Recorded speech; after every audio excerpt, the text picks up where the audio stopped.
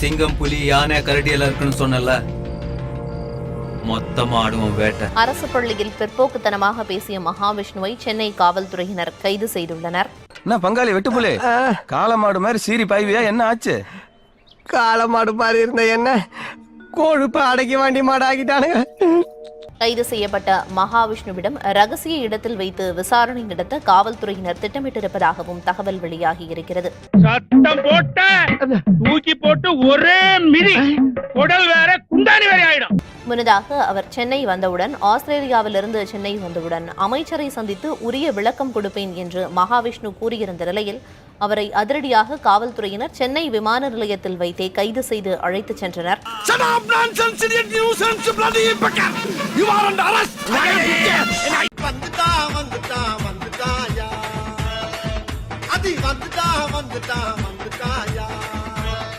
ஏண்டா இங்க வந்து நான் சாய் சட்டை பாக்கணுமே, இந்த மண்ணை மாத்தணுமே பிரயாசப்பட்டு வந்தோம்னா கேவலமா பேசிவிட்ட ராஸ்கல். எடி செருப்பண்ணா. இந்த உலகத்துல நல்லா புரிஞ்சுங்க, நல்ல கேள்வி, பட் நான் பாராட்டுறேன். இந்த நொடியே இந்த வினாடியே அம்மனமாக உட்கார்ந்து கூட என்னால் வந்து ஞானத்தை போதிக்க முடியும். இந்த எவத்திங்க ஏகாம்பரத்தை ஏமாத்த பாக்குற, இத உங்க ஊர்ல என்னன்னு சொல்லுவாங்க? அருவா. எங்க ஊர்லயும் அருவா தான். இன்னைக்கு ஒரு காலு ஒரு கையை விட மாட்டேன்டா. நான் ப்ரூவ் வேணா பண்றேன், ஓபன் கேமரா முன்னாடி கூட ப்ரூவ் பண்ண எத்தனை பேர் பாப்பாங்கன்னு எனக்கு தெரியும். உங்களுக்கு விருப்பப்பட்டா ஒட்டு துணி கூட இல்லாம அம்மனமா இங்கே உட்கார்ந்து என்னால கிளாஸ் எடுக்க முடியும். வேப்ப மரத்துக்கு கீழே புளிய மரத்துக்கு கீழே உட்கார்ந்து கூட கிளாஸ் எடுக்க முடியும். அவனை யார் என்னன்னு விசாரிப்பா, அவன் சொல்றதெல்லாம் கேட்க கேட்க எனக்கு நெஞ்செல்லாம் படக்கு நடிச்சுக்குது. என்னன்னு கேளுப்பா. யாரு நீ கூட்டத்தை புடந்துகிட்டு வர்றா? ரைட்டு, சைத்தான் சைக்கிள்ல வருது. ஒரு மந்திரத்தை படிச்சீங்கன்னா நெருப்பு மலை வரும், ஒரு மந்திரத்தை படிச்சீங்கன்னா உடல் நோய் குணமாகும், ஒரு மந்திரத்தை படிச்சீங்கன்னா இங்க இருந்து அங்க பறந்து போவான். அத்தனையையும் ஓலை பனை ஓலையில் எழுதி வைத்து விட்டு சென்றார்கள் ரகசியங்களை. ஆனால் பின்னால் வந்த ஆட்சியாளர்களின் காரணமாக, நான் சொல்ற பிரிட்டிஷ் முதல்ல அந்த கிளவி தலையில கல்ல தூக்கி போட்டு கொள்ளணும், வந்த அவர்களுடைய சதி வேலையின் காரணமாக நமது மக்களுடைய ஞானம் மண்ணோடு மண்ணாக புதைந்தது. எதுவுமே இல்ல. என்னப்பா பண்ண சொல்ற? முருகன் ஒவ்வொருத்தரோட வாழ்க்கையும் தாறுமாறா விளையாடுறான்ப்பா. கண் இல்லாம பிறக்கிறாங்க, வீடு இல்லாம பிறக்கிறாங்க, பல நோய்களோட பிறக்கிறாங்க. இறைவன் கருணையானவர்னா எல்லாத்தையும் ஒரே மாதிரி படைச்சிருக்கணுமே, அப்படி படைக்கல. ஆஹா, ஓப்பனிங்கே நமக்கு ஒரு கூட்டம் ஆயிருச்சு. கேப்புல பூந்து கடாவை வெட்டுறான் ஒய்யால சினேக்கு. ஒருத்தன் கோடீஸ்வரனா இருக்கான், ஒருத்தன் ஏழையா இருக்கான், ஒருத்தன் இப்படி இருக்கான், ஒருத்தன் அப்படி இருக்கான், ஒருத்தன் கிரிமினலா இருக்கான், ஒருத்தன் நல்லவனா இருக்கான், ஒருத்தன் ஹீரோவா இருக்கான், ஒருத்தன் ஹீரோ மாதிரி இருக்கான். ஏன் இந்த மாற்றங்கள்? நான் தான் கிடைச்சனா உங்களுக்கு இன்னைக்கு? ஏண்டா ஊருக்குள்ள இப்படித்தான் சொல்லிக்கிட்டு தெரியா? போன ஜென்மத்துல நீங்க என்ன செஞ்சீங்களோ அதை பொறுத்து உங்களுக்கு இந்த பிறவி கொடுக்கப்பட்டிருக்கிறது. முடிஞ்சா இன்னைக்கே போய் செத்துரு, மறுபடியும் பிறந்து வா. அப்போவாது உனக்கு ஓலை ஒழுங்கா வருதான்னு பார்க்கலாம். இந்த பிறவியிலும்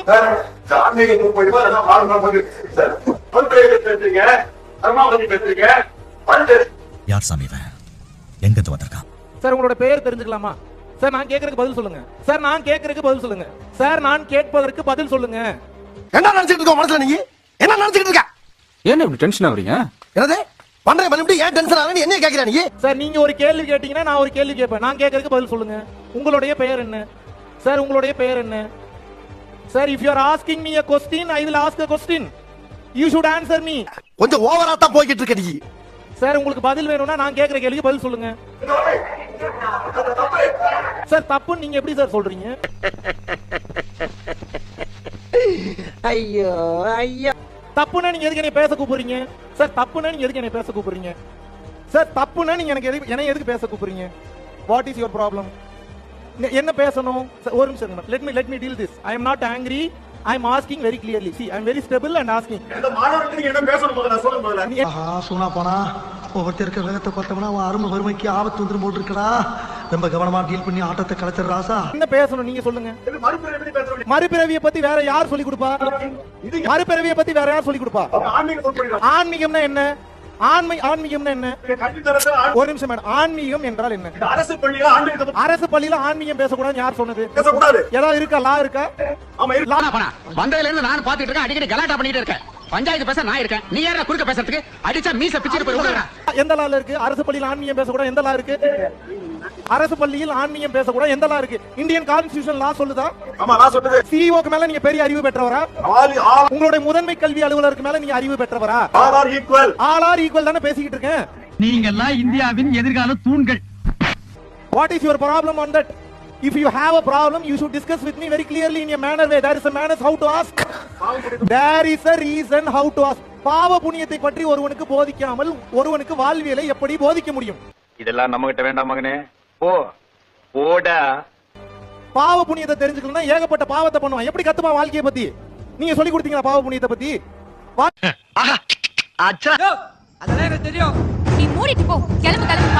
பணம் இல்லாமல் இந்த உலகம் இயங்குமா? அதுதான் சொல்றேன். இந்த டாபிக் வரேன். இந்த பணம் அப்படிங்கறது எதையுமே மையப்படுத்தி இதுக்கு முன்னாடி இருந்த யாருமே ரமண மகரிஷியோ இடம் பொருள் காலம் அப்படிங்கறதெல்லாம் கடந்து உடலை கடந்து உறுப்புகளை கடந்து உள்ள மட்டும்தான் ஆன்மீகம் அப்படிங்கறது நினைத்தனவங்க எங்க? நீங்க பணம் இல்லாம வாழ்க்கை உண்டா அப்படின்னு கேக்குற நீங்க எங்க? அடேங்க அப்பா எவ்வளவு கூட்டம் இன்னைக்கு கலெக்ஷன் எகிரிரும். முன்னாடி இருந்த யுகம் இது கிடையாது. சிவானந்தர் வாழ்ந்த காலம் இது கிடையாது. இன்னைக்கு நீங்க பாருங்க. இன்னைக்கு நீங்க பாருங்க ஒரு பல்டி. பிரதர் பல்டில ஸ்ட்ரைட்டாவே தான் போய் விழுகிறேன் நான். இது பல்டில ஒண்ணுங்க. ஒருவேளை சாப்பாடு சாப்பிட்டாரு உழைச்சு சாப்பிடணும்டா. நம்ம வாங்கக்கூடிய பணம் அன்னதானத்துக்கு பயன்படுத்துறோம். அது அந்த பதில் உங்களுக்கு திருப்தி அளிக்கல. அன்னமிடுறதுல இருந்து எதுவுமே உங்களுக்கு பெருசா தெரியல. ஏன் பணம் வாங்குறீங்கன்றது மட்டும் உங்களுக்கு பெருசாக தெரிகிறது என்றால் பணம் வாங்காமல் எப்படி அன்னதானம் செய்வது? டேய் நீ எந்த ஜில்லாவுல இருந்தாலும் சரி ஓ உசுரு ஏன் கையில தான் ஏன் கையில தான் அன்னதானம் கொடுக்கலாம். தப்பேன்னு சொல்லல. அவங்க எவ்வளவு கஷ்டத்துல இருக்காங்க. அவங்க கிட்ட நம்ம பணத்தை வாங்குறோம். ப்ரோ இங்க வந்து நாங்க அன்னதானம் கொடுக்குறோம் அப்படிங்கறது ஒரு பிம்பத்தை உண்டாக்கிறோம். ப்ராப்பரா ஐடி ஃபைல் பண்ணி இந்த வருஷம் ஐடி ஃபைல் பண்ணியாச்சு. உங்களுக்கு விருப்பப்பட்ட ஐடி காப்பி நான் கொடுக்குறேன். ஏண்டா உங்களை தட்டிக்க ஆளே கிடையாதா? இல்லங்க.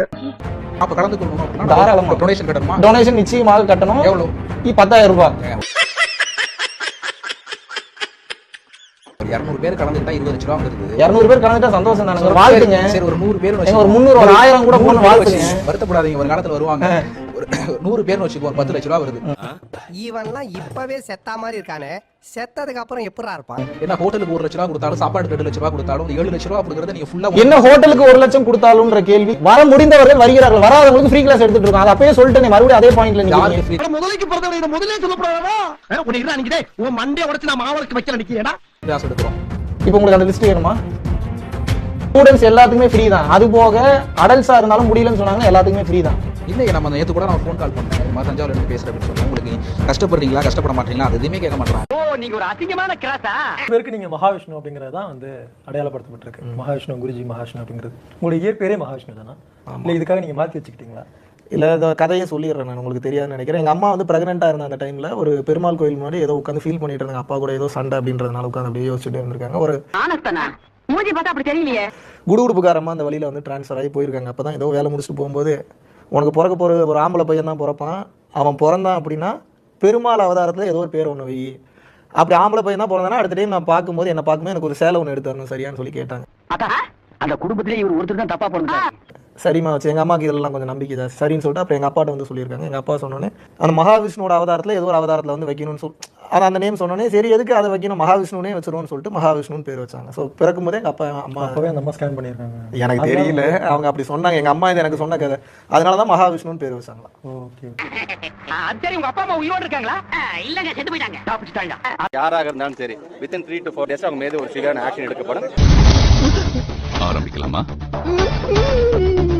அதனால கவலைப்படாதீங்க. இந்த எடுக்கிற ஆக்ஷன் வந்து ஒட்டுமொத்தமா தமிழ்நாட்டில் இது போல யாருமே சேர்த்து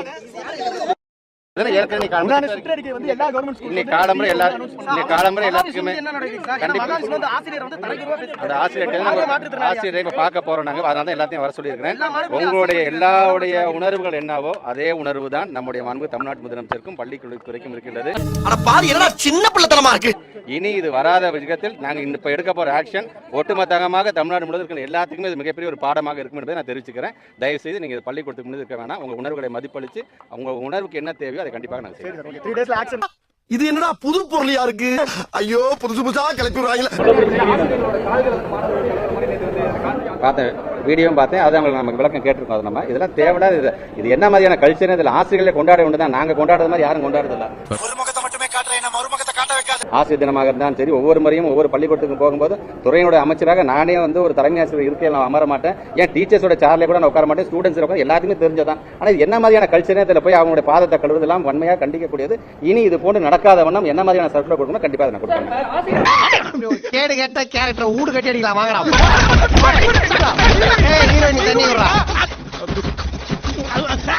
ஆசிரியர் இனம் என்பது எப்படி இருக்க வேண்டும் என்பதற்கு நம்ம சங்கர் சார் மாதிரி ஆளுங்க அதை நீங்க வந்து உதாரணமாக எடுத்துக்கொள்ள வேண்டும். கண் பார்வை இல்லை என்று சொன்னாலும் தன்னுடைய கல்வி அறிவு கொண்டு எப்படி கேள்வி கேட்டாருங்கிறதே எனக்கு அவ்வளவு ஒரு பெருமையாக இருக்கின்ற. அதனால தான் இந்த மேடையில் அவர் ஏற்ற வேண்டும் என்று நான் ஆசைப்பட்டேன். நான் உனக்கு வேணும்டா, உனக்கு இது வேணும், இன்னும் வேணும், உன் புத்திய செருப்பாலேயே அடிக்கணும்டா. இது நீங்கள் சொன்னது போல அவரிடம் அவர் வாக்குவாதம் செய்திருக்கிறது எல்லாம் நான் அவர்கிட்ட தனிப்பட்ட முறையில் கேட்டிருக்கேன் நான்.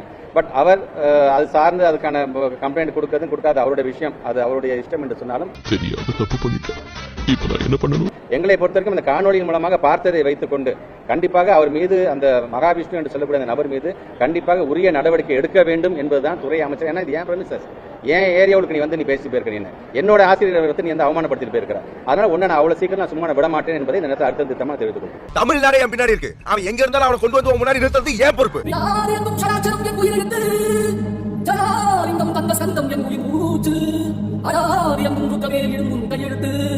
அவ்வெடுத்தாராருடையா இந்த ஆறடி மெய்யெடுத்து, அவ்வெடுத்தாராருடையா இந்த ஆறடி மெய்யெடுத்து.